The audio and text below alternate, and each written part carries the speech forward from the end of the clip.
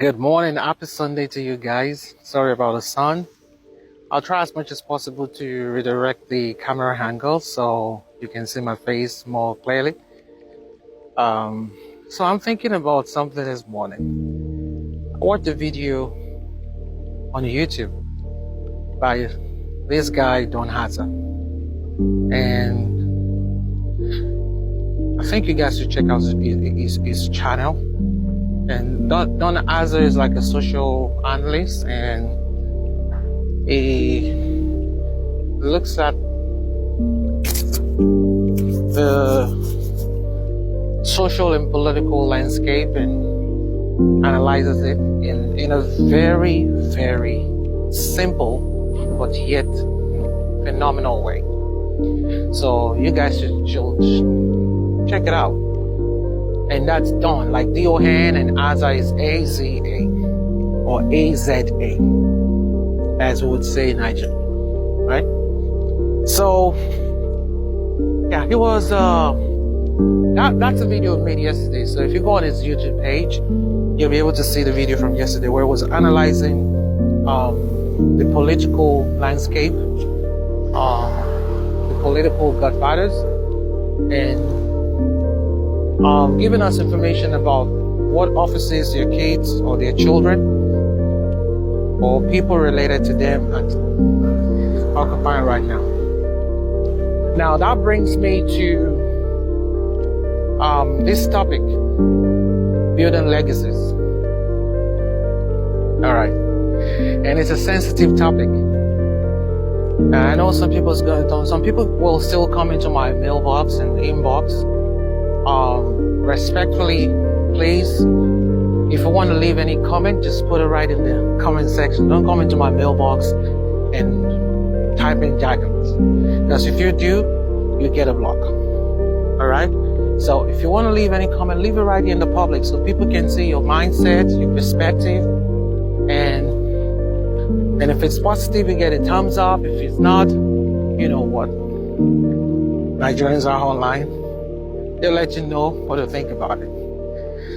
All right. So that being said, takes me to the topic of building legacies.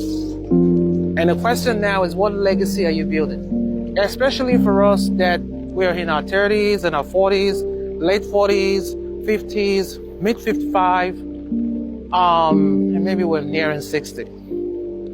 I'll even take it to if you're in your late 20s, you should start thinking about building legacies.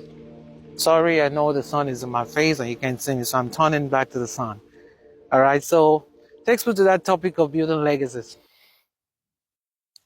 And we know, so there are two sensitive types of people that we really want to be careful about talking about in our community, right? We don't want to talk about religious leaders. We don't also want to talk about political leaders. We don't want to talk about our pastors, our chairman and Senate president. We don't want to say that at all.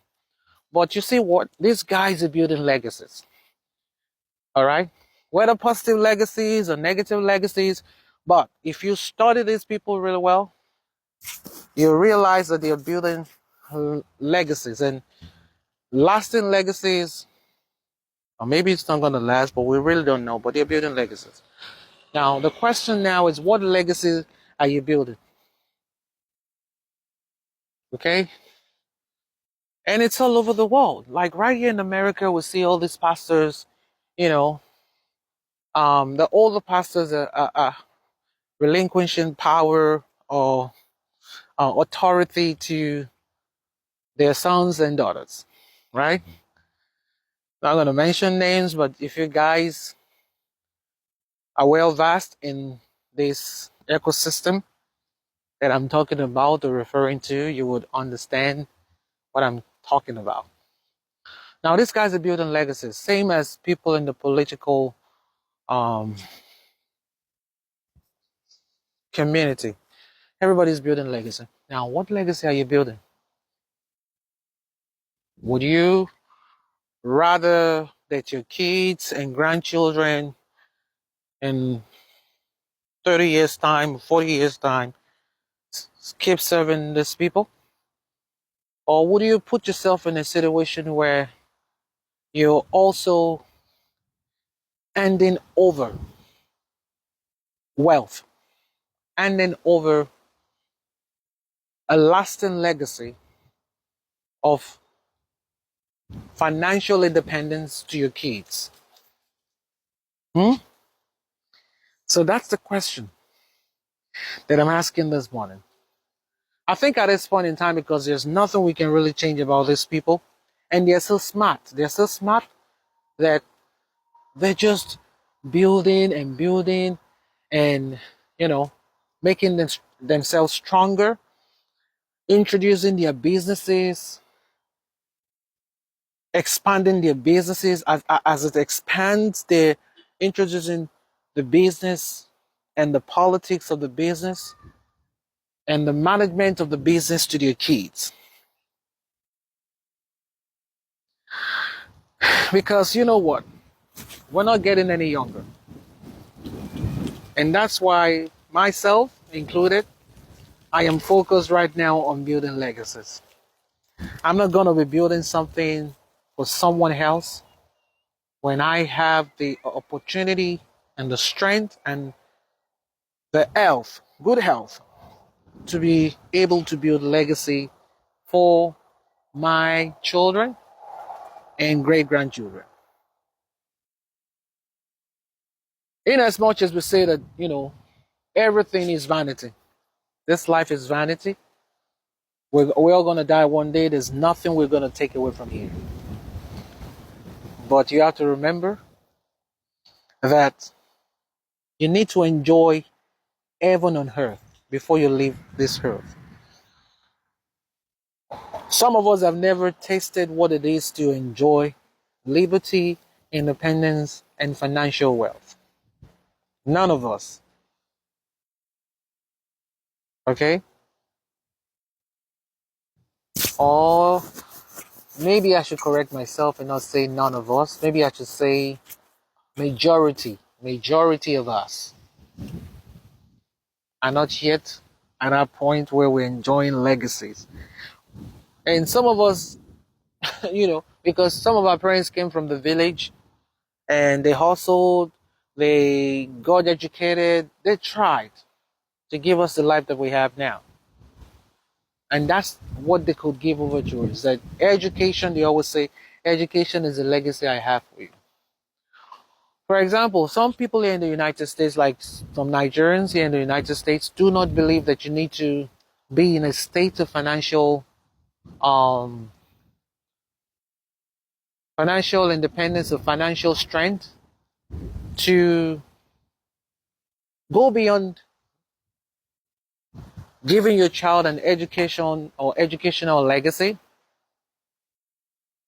and moving on to the next, where you don't want to put that kid or that child or your daughter or son in financial stress.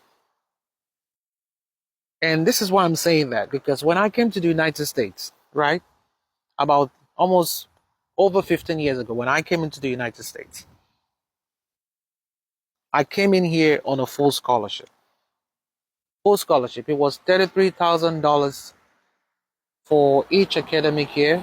And also, I had the opportunity to work as a graduate research assistant. And I was getting paid $1,500 every month. So every 2 weeks, I get $750.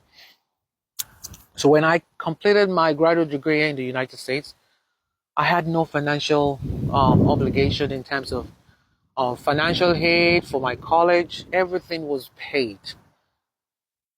And that gave me the audacity of speaking the way that I'm speaking this morning, with this swagger. Because you know what? I owe no man nothing. It gave me a solid financial pedestal to stand upon, and also gave me a solid financial base to keep building on. Now, myself and my wife, we think about this kind of things, and we're like, what if we're able to extend this grace to our kids, right? And it's something we're working on. Extend this grace to your kids in such a way that you have a plan that you are orchestrating right now, if your kids is really still small, to ensure that when they go to college and you have the financial strength, and it's something you have to build over the years, they do not have to be in financial um they don't have to be in a financial prison. um they don't have to be stressed when they're done from college. Like a lot of people here who the whole um financial hate. They have a lot of money that they have to pay back, and it's really tough. For years and years and years, people keep trying to find a way to pay this financial hate off. That's one way of building legacies. That's one way of fast tracking the legacy you want to hand over to your kids. You don't want to put them in debt, right?